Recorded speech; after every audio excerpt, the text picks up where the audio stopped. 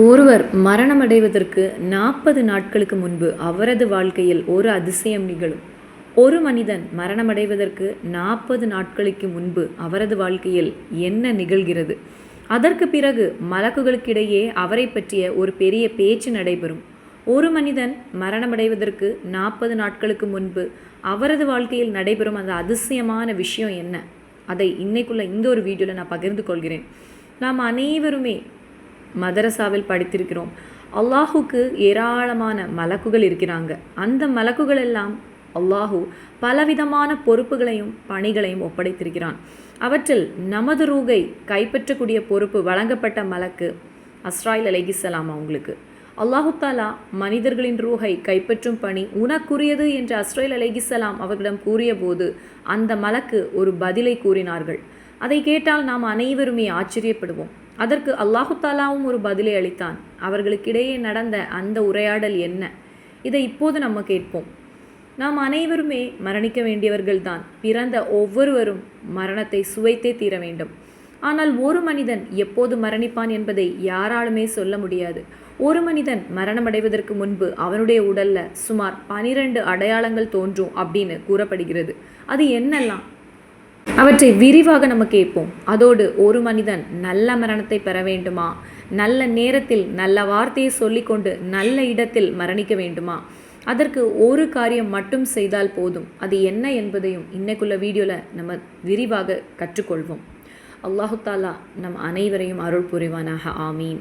அஸ்ஸலாமு அலைக்கும் வரஹ்மத்துல்லாஹி வபரகாத்துஹு. பிஸ்மில்லாஹிர் ரஹ்மானிர் ரஹீம். அல்ஹம்துலில்லாஹி ரப்பில் ஆலமீன். அல்லாஹும்ம ஸல்லி அலா சய்யிதினா முஹம்மதீன் வ அலா ஆலி சய்யிதினா வ மௌலானா முஹம்மத். அளவற்ற கருணையுடைய அல்லாஹு நம் அனைவருக்கும் ஆஃபியத்துடன் கூடிய ஆரோக்கியமான நீண்ட ஆயுளை வழங்கி அருள் புரிவானாக. நாம் இருக்கக்கூடிய இன்னைக்குள்ள இந்த காலத்தில் விபத்து மரணங்கள், திடீர் மரணங்கள், எதிர்பாராத மரணங்கள் அதிகரித்து கொண்டே இருக்கிறது. அல்லாஹு தாலா நம் அனைவருக்கும் ஆஃபியத்துடன் உள்ள ஆரோக்கியமான நீண்ட ஆயுளை வழங்குவானாக. அதே நேரத்தில் எப்போது மரணம் வந்தாலும் அல்லாஹு தாலா நமக்கு நல்ல ஹயரான மரணத்தை வழங்குவானாக. நான் இதை ஏன் சொல்கிறேன் என்றால், ஒரு வியாழக்கிழமை பிப்ரவரி மாதத்தின் கடைசி நாள், கடந்த வருடத்தில் 29ஆம் தேதி காலை ஃபஜர் தொழுகையின் போது இடுக்கி மாவட்டத்தில் உள்ள தொடுபுழா என்ற இடத்தில் ஒரு சம்பவம் நடைபெற்றது. அங்கே உள்ள வெங்கல்லூர் என்ற ஊரில் இருக்கக்கூடிய ஒரு பள்ளிவாசலின் இமாமாக இருந்தவர் அகமது கபீர் உஸ்தாத். அவர் 2 நாட்களுக்கு முன்பு தான் புனித உம்ரா செய்து திரும்பி வந்திருந்தார். உம்ராவிலிருந்து திரும்பிய பிறகு அவர் தனது பணியிடமான அந்த பள்ளிவாசலுக்கு வந்தாங்க. அது உம்ராவிற்கு பிறகு அவர் இமாமாக நின்ற முதல் ஃபஜர் தொழுகை. அன்னைக்கு வெள்ளிக்கிழமை அதிகாலை என்பதால் முதல் ரக்காத்தில் சூரத்துல் சஜிதாவையும் 2வது ரக்காத்தில் சூரத்துல் தாஹரையும், அதாவது சுன்னத்தான அவற்றையெல்லாம் ஓதி சுபு தொழுகையை, ஃபஜர் தொழுகையை நிறைவு செய்தாங்க. பின்னர் நாம் வழக்கமாக தொழுகைக்கு பிறகு சொல்லக்கூடிய திக்ருகள் சுபஹானல்லாஹ், அல்ஹம்துலில்லாஹ், அல்லாஹு அக்பர் இவற்றை 33 முறை ஓதினாங்க. அதன் பிறகு லா இலாஹ இல்லல்லாஹ் அப்படின்னு 10 முறை கூறுவதும் சிறப்பானது என்பதால் அதையும் அவங்க ஓதுனாங்க. அதன் பிறகு பள்ளிவாசலில் கூடியிருந்த மோமீன்களுக்கும் தன்னுடைய குடும்பத்தினருக்கும் உலகில் உள்ள அனைத்து மோமீன்களுக்கும் துவா செய்வதற்காக அவங்களுடைய 2 கரங்களையும் உயர்த்தியிருக்காங்க. அந்த நேரத்தில் தான் அல்லாஹுவின் மாற்ற முடியாத தீர்ப்பு வந்தது. அவர் இமாமாக நின்றிருந்த முசல்லாவில் திடீரென மயங்கி விழுந்தார். எவ்வளவு ஒரு அழகான ஒரு மரணம், எவ்வளவு சிறப்பான ஹயரான ஒரு மரணம். ஏனெனில் அவரது வாழ்க்கையின் கடைசி தருணம் தொழுகையில்தான் இருந்தது. மோமின்களுக்கு இமாமாக நின்று தொழுகை நடத்தினாங்க. அவர் இறுதியாக உச்சரித்த வார்த்தை என்ன? லா இலாஹ இல்லல்லாஹ். 1 முறை அல்ல, 2 முறை அல்ல, 3 முறை அல்ல, 10 முறை மனமாற சொல்லிவிட்டு தான் அவங்க அல்லாஹ்வின் ரஹமத்தை நோக்கி பயணமானாங்க.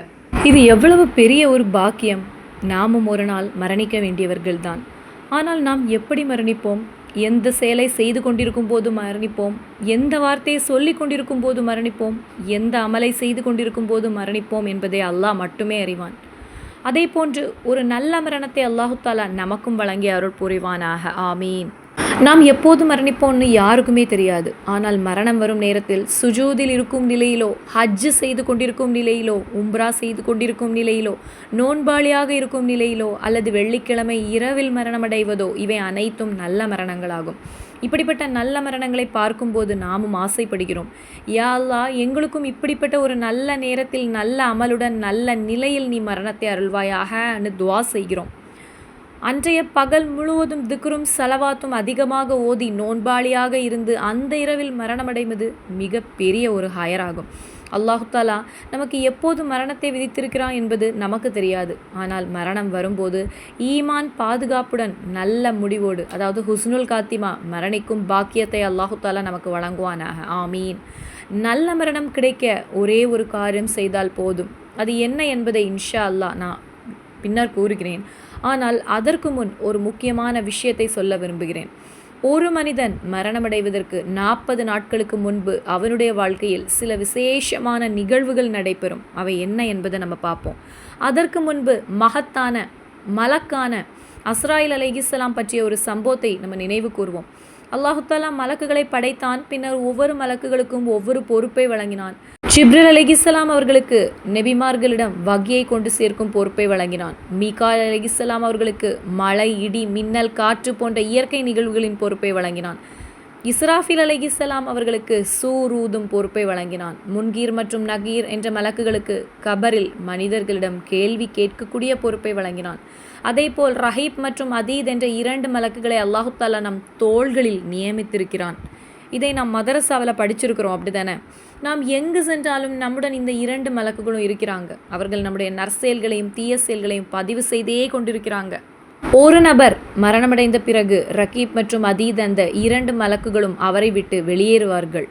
அந்த மனிதர் நல்லவராக இருந்தால் அந்த மலக்குகள் அவரை பார்த்து, எத்தனையோ நல்ல சபைகளுக்கு நீ எங்களை அழைத்து சென்றாய், திக்ர் நடைபெறும் சபைகளுக்கு, சலவாத் சொல்லப்படும் சபைகளுக்கும் நீ சென்றபோது நாங்களும் உன்னிடம் வந்தோம், அதற்காக அல்லாஹு தாலா உனக்கு எல்லா நன்மைகளையும் வழங்குவானாகன்னு துவா செய்து விடை பெறுவாங்க அப்படின்னு நமக்கு ஹதீஸ் கற்றுத்தருகிறது. ஆனால் அதே நேரத்தில் அந்த மனிதர் தீயவராக இருந்தால் அந்த 2 மலக்குகளும் வந்து கூறுவார்கள், எத்தனையோ கெட்ட சபைகளுக்கு நீ எங்களை அழைத்து சென்றாய், பிறரை பற்றி குறை கூறப்படும் இடங்களுக்கும், மதுபானம் அருந்தப்படும் இடங்களுக்கும், பாவங்கள் நடைபெறும் இடங்களுக்கும் நீ எங்களை அழைத்து சென்றாய். அத்தகைய இடங்களுக்கு செல்ல நாங்கள் விரும்பவில்லை, ஆனால் நீ எங்களை அங்கே சென்று கொண்டு சேர்த்தாய். எனவே அல்லாஹ் உனக்கு எந்த நற்கூலியும் வழங்காமல் இருப்பானாக அப்படின்னு அவங்க கூறுவாங்களாம். அல்லாஹு தாலா நம் அனைவரையும் பாதுகாப்பானாக. ஆமீன். இப்படி நம்முடன் 2 மலக்குகள் எப்போதும் இருக்கிறாங்க. அவர்கள் நம்முடைய நற்செயல்களை எழுதி கொண்டே இருக்கிறாங்க. இப்படி அல்லாஹு தாலா ஒவ்வொரு மலக்குக்கும் ஒவ்வொரு பொறுப்பை வழங்கிய பிறகு இறுதியாக அஸ்ராயில் அலைஹிஸ்ஸலாம் அவர்களை அழைத்து, உலகத்தில் வாழும் அனைத்து மனிதர்களின், ஜின்களின், மிருகங்களின், பறவைகளின் மற்றும் உயிருள்ள எல்லா படைப்புகளின் ரூகுகளையும் கைப்பற்றும் பொறுப்பு உனக்கே அப்படின்னு இறைவன் கூறினான். அப்போது அஸ்ராயில் அலைஹிஸ்ஸலாம் உடனே அந்த பொறுப்பை ஏற்றுக்கொள்ளவில்லை. அவர்கள் கூறினார்கள், என் இறைவா, என்னால் இந்த பொறுப்பை ஏற்க முடியாது. நான் ஒருவரின் ரூகை கைப்பற்றும் போது மக்கள் என்னை குறை கூறுவார்கள் அல்லவா? இவருக்கு இரக்கமே இல்லையா? ஏன் இவருடைய உயிரை பறித்தார் அப்படின்னு என்னை பற்றி பேசுவாங்க. அப்போது அல்லாஹு தாலா அவர்களிடம் கூறினான், இல்லை, உன்னை யாருமே குறை கூற மாட்டாங்க. ஒரு மனிதன் மரணமடைய வேண்டுமெனில் அதற்கான ஒரு காரணத்தை நான் ஏற்படுத்துவேன். மக்கள் அந்த காரணத்தையே பேசுவாங்க, உன்னை யாரும் குறை கூற மாட்டாங்க. நாம் இதுவரை எத்தனையோ பேர் மரணமடைந்ததை பார்த்திருக்கிறோம், கேட்டிருக்கிறோம். ஆனால் யாராவது அஸ்ராயில் அலைஹிஸ்ஸலாம் அவர்களை குறை கூறியிருக்கிறோமா? இல்லை. நாம் என்ன சொல்வோம்? அவர் விபத்தில் மரணித்தார், அல்லது அவருக்கு காய்ச்சல் வந்து மரணித்தார், அல்லது அவருக்கு மாரடைப்பு ஏற்பட்டது, அல்லது அவர் தூக்கிட்டு மரணித்தார். இப்படி மரணத்திற்கான காரணத்தையே மக்கள் பேசுகிறார்கள். அஸ்ராயில் அலைஹிஸ்ஸலாம் அவர்களை யாருமே குறை கூறுவது கிடையாது. அல்லாஹு தாலா அன்றே அஸ்ராயில் அலைஹிஸ்ஸலாம் அவர்களிடம் இதை சொல்லி கொடுத்தான். இதேபோல் இன்னும் நிறைய விஷயங்கள் இருக்கின்றன. ஆனால் நேரம் அதிகமாகி கொண்டே இருப்பதால் இன்னைக்குள்ள இந்த வீடியோவில் முக்கியமாக ஒரு விஷயத்தை மட்டும் நம்ம பார்ப்போம். ஒரு மனிதன் மரணமடைவதற்கு 40 நாட்களுக்கு முன்பு அல்லாஹு தாலாவும் மலக்குகளும் சில விஷயங்களை பற்றி பேசுவார்கள் என்று மகத்தான இமாம் ஸுயுத்தி ரஹ்மத்துல்லாஹி அவர்கள் ஹஷ்ரு ஸுதூர் என்ற நூலில் குறிப்பிடுகிறார்கள். அல்லாஹுவின் அர்ஷின் கீழ் பகுதியில் ஷஜ்ரத்துல் முன்தஹா என்று அழைக்கப்படும் ஒரு மரம் இருக்கிறது. அது நம் உலகத்தில் இருக்கும் மாமரம், தென்னை மரம், பலாமரம் போன்ற மரம் அல்ல. அந்த மரத்தில் எண்ணற்ற இலைகள் இருக்கின்றன. உலகில் உயிருடன் இருக்கும் ஒவ்வொரு உயிரினத்திற்கும் அதில் ஒரு இலை இருப்பதாக ஹதீஸ் கற்றுத்தருகிறது. ஒவ்வொரு நாளும் மலக்குகள் வந்து அந்த மரத்திலிருந்து எந்த இலை கீழே விழுந்துள்ளது அப்படின்னு பார்ப்பாங்களாம். உதாரணமாக முஹம்மது அர்ஷத் அப்படிங்கிற ஒருவரின் பெயர் எழுதப்பட்ட இலை கீழே விழுந்தால் அஸ்ரல் அலைஹிஸ்ஸலாம் வந்து அந்த இலையை எடுத்துக்கொள்வாங்க. அந்த இலையை எடுத்த நாளிலிருந்து 40 நாட்கள் கடந்த பிறகு அந்த மனிதரின் ரூஹ் கைப்பற்றப்படும். அதாவது ஒரு மனிதன் மரணமடைவதற்கு 40 நாட்களுக்கு முன்பே அவனுடைய ஆயுள் குறிக்கப்பட்ட இலை அந்த மரத்திலிருந்து விழும் என்று இமாம் சுயூத்தி ரஹ்மத்துல்லாஹி அலைஹி அவர்கள் ஹஷ்ரு சுதூர் என்ற நூலில் குறிப்பிட்டிருக்கிறாங்க. அல்லாஹு தாலா நம் அனைவருக்கும் ஆஃபியத்துடன் ஆரோக்கியத்துடன் நீண்ட ஆயுளை வழங்குவானாக. ஆமீன். இன்னும் ஒரு சுவாரஸ்யமான விஷயம் என்னன்னா, அஸ்ரல் அலைஹிஸ்ஸலாம் அவர்கள் அந்த இலையை எடுத்தவுடன் மற்ற மலக்குகள் வந்து கேட்பாங்களாம், அந்த பாக்கியசாலி யார்? அப்போது அந்த இலையில் இருக்கும் பேரை அவர்கள் பார்ப்பாங்களாம். அதன் பிறகு மற்ற மலக்குகள் பூமிக்கு வந்து அந்த மனிதரை பற்றியே பேசுவாங்களாம். அவர்கள் என்ன சொல்வார்கள் தெரியுமா? இதோ இந்த மனிதர் விரைவில் மரணிக்கப் போகிறார், இதோ மையத்து நடந்து செல்கிறார், இதோ மையத்து வந்து கொண்டிருக்கிறது, இதோ மையத்து தொழுது கொண்டிருக்கிறது, இதோ மையத்து மோட்டார் சைக்கிளில் சென்று கொண்டிருக்கிறது, இதோ மையத்து அங்கே நின்று பேசுகிறது. இப்படி 40 நாட்கள் வரை அந்த மனிதரை பற்றி மலக்குகள் மையத்து மையத்து என்று கூறிக்கொண்டிருப்பாங்களாம். அதாவது மலக்குகளின் பார்வையில் அவர் ஏற்கனவே மரணத்தை நெருங்கியவராக கருதப்படுகிறார். இது நமக்கு யாருக்குமே தெரியாது. ஆனால் சில ஹதீஸுகளையும் சில மகத்தான அறிஞர்கள் கூறிய விளக்கங்களையும் பார்க்கும்போது ஒரு மனிதன் மரணமடைவதற்கு முன்பு அவனுடைய உடலில் சில அறிகுறிகள் தோன்றும் அப்படின்னு கூறப்படுகிறது. அவற்றில் ஒன்று எப்போதும் தூக்கம் வருவது. தூங்கிக் கொண்டே இருக்க வேண்டும்னு தோன்றும். எவ்வளவு தூங்கினாலும் திருப்தி இருக்காது. இது மரணத்தின் ஒரு அறிகுறி. ஆனால் இதை தவறாக புரிந்து கொள்ளக்கூடாது. எல்லாருக்கும் இதே அறிகுறி வர வேண்டும்னும் கிடையாது. சிலருக்கு மட்டும் இப்படிப்பட்ட அறிகுறிகள் தோன்றலாம். சிலருக்கு நோயின் காரணமாகவோ அல்லது சில மருந்துகளை உட்கொள்வதனாலேயும் நமக்கு தூக்கம் வரலாம். அதனால் அது இதனுடன் சம்மந்தப்பட்டது கிடையாது. ஒரு குறிப்பிட்ட நோயோ மருந்தின் பக்க விளைவோ இல்லாமல் திடீரென அதிக தூக்கம் ஏற்படும் நிலையை பற்றியே அறிஞர்கள் நமக்கு கற்றுத்தருகிறாங்க. இந்த நேரத்தில் சிலருடைய சந்தேகம் என்னென்னா, எனக்கு அப்படியெல்லாம் அதிக தூக்கம் கிடையாது, அப்போ நான் தப்பித்து விட்டேன். சிலர் நினைக்கக்கூடியது, எனக்கு தூக்கமே வருவதில்லை, அப்படியானால் எனக்கு இந்த அறிகுறி இல்லையே அப்படின்னு. அப்படியெல்லாம் நினைக்கக்கூடாது. ஏனெனில் இதற்கு வேறு சில அறிகுறிகள் இருக்கிறது. அது என்ன தெரியுமா? எப்போதுமே கண்களில் நீர் நிறைந்திருப்பது போன்ற ஒரு நிலை ஏற்படும். அதேபோல் பார்வை திறன் குறையும், கேட்கும் திறனும் குறைய ஆரம்பிக்கும். எந்த நோயும் இல்லாமல் திடீரென பார்வை மங்குவது போல இருக்கும், கேட்கும் திறன் குறைவது போல இருக்கும். சில நேரங்களில் இது சில மருந்துகளின் ஒரு சைடு எஃபெக்டாக இருக்கலாம். நான் அதை சொல்லலை. எந்த மருந்தும் சாப்பிடாம எந்த ஒரு நோயும் இல்லாமல் இருந்த ஒருவர் திடீரென பார்வை மங்குவதாகவும் கேட்கும் திறன் குறைவதாகவும் உணர்ந்தால் அதையும் சில அறிஞர்கள் மரணத்திற்கு முன் உடல் காட்டக்கூடிய ஒரு அறிகுறியாக கூறியிருக்காங்க. வயது அதிகரிக்கும் போது பார்வையும் கேட்கும் திறனும் குறைவது நமக்கு இயல்பான ஒரு விஷயம்தான். அதை பற்றி நான் சொல்லலை. ஆரோக்கியமாக இருந்த ஒருவருக்கு திடீரென இந்த மாதிரிப்பட்ட மாற்றங்கள் ஏற்பட்டால் அது உடல் காட்டக்கூடிய ஒரு அறிகுறியாக இருக்கும் அப்படின்னு அறிஞர்கள் விளக்குகிறாங்க. 3வது அறிகுறி அவர்கள் கூறுவது உணவின் மீது விருப்பம் குறைவது. எந்த உணவையும் சாப்பிட வேண்டும் அப்படின்னு ஆசை இருக்காது. அதோடு வயிறு தொடர்பான கொஞ்சம் பிரச்சனைகள், செரிமான கோளாறுகள் ஏற்படலாம். இதுவும் சில அறிஞர்கள் கூறக்கூடிய வகையில் மரணத்திற்கு முன் உடல் காட்டும் அறிகுறிகளில் ஒன்றாக இருக்கிறது. அடுத்தது அறிஞர்கள் கூறக்கூடிய மற்றொரு அறிகுறி மனநிலையில் திடீர் மாற்றம் ஏற்படுவது. எந்த பிரச்சனையும் இல்லாமல் இருந்தாலும் திடீரென்று மன அமைதி குலைவது, மிகுந்த ஒரு பதட்டம் நமக்குள்ளே ஏற்படுவது, காரணமே இல்லாமல் கவலை அதிகரிப்பது போன்ற நிலைகள் ஏற்படலாம்.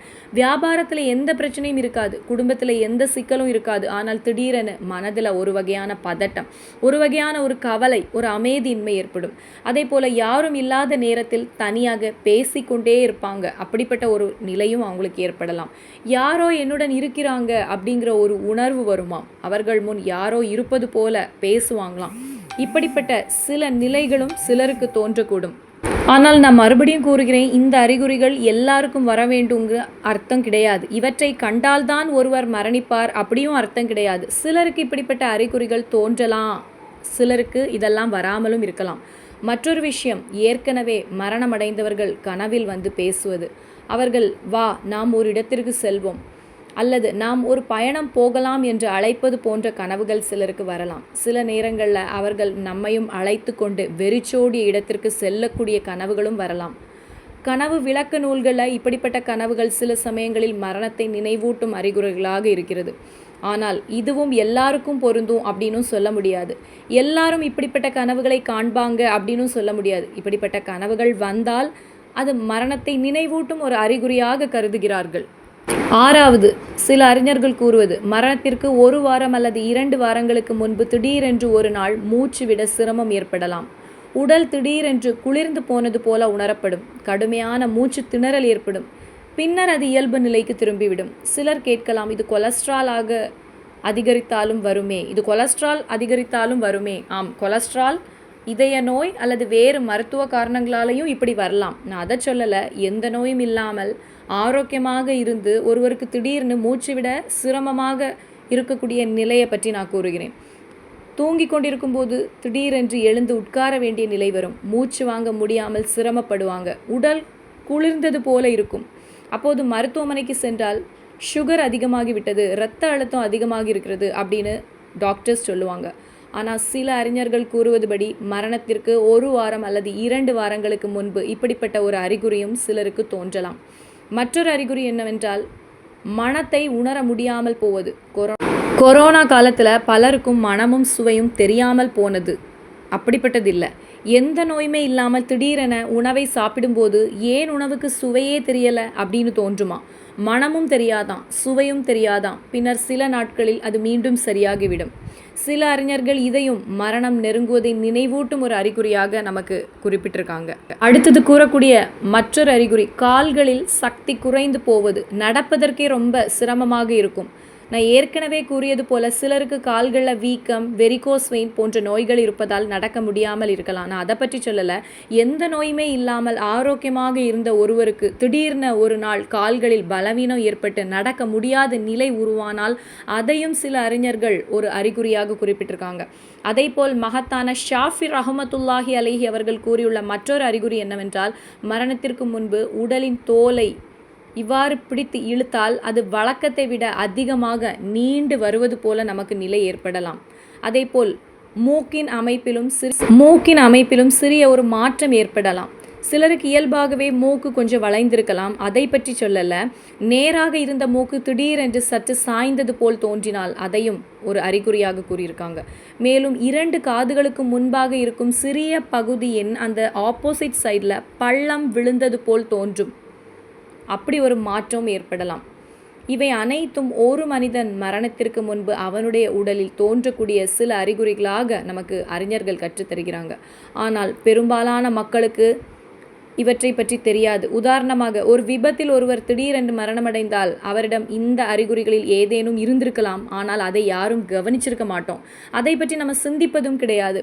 நான் முன்பு கூறியது போல் ஒரு மனிதன் மரணமடைவதற்கு 40 நாட்களுக்கு முன்பே மலக்குகள் இதோ மயத்து செல்கிறார், இதோ மயத்து வருகிறார் என்று கூறிக்கொண்டிருப்பாங்க அப்படின்னு சொல்லப்படுகிறது.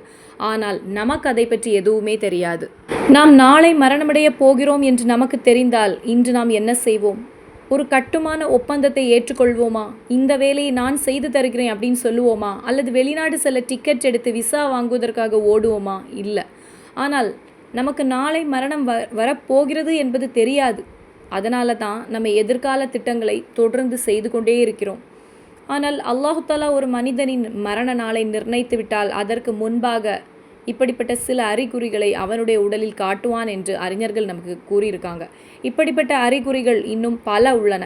ஒரு நல்ல அடியானுக்கு தங்களுடைய மரணம் நெருங்கிவிட்டது என்பதை ஓரளவு உணர முடியும் அப்படின்னு கூறப்படுகிறது. அவர்கள் அந்த அறிகுறிகளை உணரும்போது என்ன செய்வார்கள் தெரியுமா? அவர்கள் உடனே தங்களுடைய வசியத்தை உயில் எழுதி வைப்பாங்க. சில நல்ல மனிதர்களை பற்றி நாம் கேள்விப்பட்டிருக்கிறோம். அவர்கள் மரணமடைந்த பிறகு மற்றவர்கள் இப்படி கூறுவாங்க, நேற்று தான் அவர் என்னுடைய கடைக்கு வந்தார், வழக்கத்திற்கு மாறாக நீண்ட நேரம் என்னுடன் அமர்ந்திருந்தார், என்னிடம் மன்னிப்பு கேட்டார், நான் தர வேண்டிய எல்லா பணத்தையும் வாங்கிக்கொள் அப்படின்னு கூறி முழு பணத்தையும் கொடுத்து விட்டார். அப்போது நான் அவரிடம் கேட்டேன், உங்களுக்கு என்ன ஆனது என்று, ஏன் இப்படி பேசுகிறீர்கள், மரணிக்கப் போகிறீர்களா? அவர் எதுவுமே சொல்லலை. ஆனால் இன்னைக்கு அவர் மரணித்து விட்டார். இப்படிப்பட்ட சம்பவங்களை பற்றியும் நம்ம அடிக்கடி கேள்விப்படுகிறோம். சில நல்ல மனிதர்களுக்கு இப்போது என் இறைவனிடம் திரும்பி செல்லும் நேரம் நெருங்கிவிட்டது அப்படிங்கிற உணர்வு வரலாம். அப்போது அவர்கள் என்ன செய்வாங்க?